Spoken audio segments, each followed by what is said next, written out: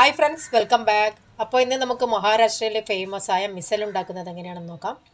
Micelle എന്ന് പറഞ്ഞാൽ ചെറുപയറിൻ്റെ വർഗ്ഗത്തിൽപ്പെട്ട ഒരു പയറാണ്. മോത്ത് ബീൻസ് അല്ലെങ്കിൽ മഡ്ക്കി എന്ന് പറയും. അത് നമ്മൾ ചെറുപയർ പച്ച കളറാണെങ്കിൽ ഇതൊരു മൺ കളറായിരിക്കും. നമ്മൾ വെള്ളത്തിലിട്ട് കുതിർത്തതിന് ശേഷം രാത്രി മുഴുവൻ വെള്ളം അരിച്ച് വെക്കുക. അപ്പോൾ അതിൽ മുള വരും. മുള വന്ന പയർ നമ്മൾ കുക്കറിലേക്ക് ഇട്ടിട്ട് നന്നായി വേവിച്ചെടുക്കാം.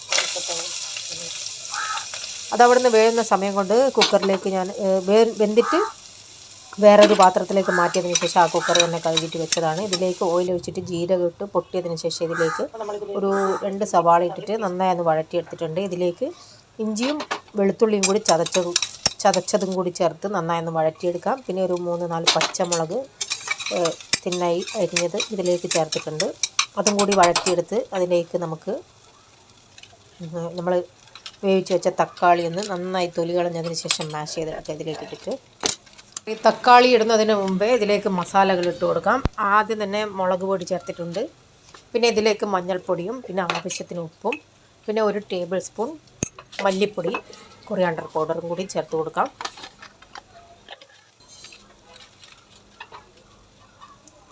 പിന്നെ ഇതിലേക്ക് ഒരു പാക്കറ്റ് 10 രൂപയുടെ പാക്കറ്റാണിത്, മിസൽ മസാല എന്ന് പറഞ്ഞിട്ടുള്ള അതിട്ട് കൊടുത്തിട്ടുണ്ട്. പിന്നെ കുറച്ച് ആംചൂർ പൗഡറും കൂടി ചേർത്ത് കൊടുക്കാം, ഡ്രൈ മാംഗോ പൗഡർ. പിന്നെ മിസൽ മസാല ഇതേപോലെ പാക്കറ്റ് വാങ്ങിക്കാൻ പറ്റും.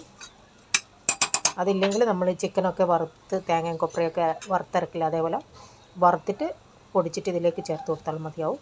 പിന്നെ ഇതിലേക്ക് നമ്മൾ തൊലി കളഞ്ഞ തക്കാളി ഇട്ട് നന്നായി മാഷ് ചെയ്തെടുക്കാം.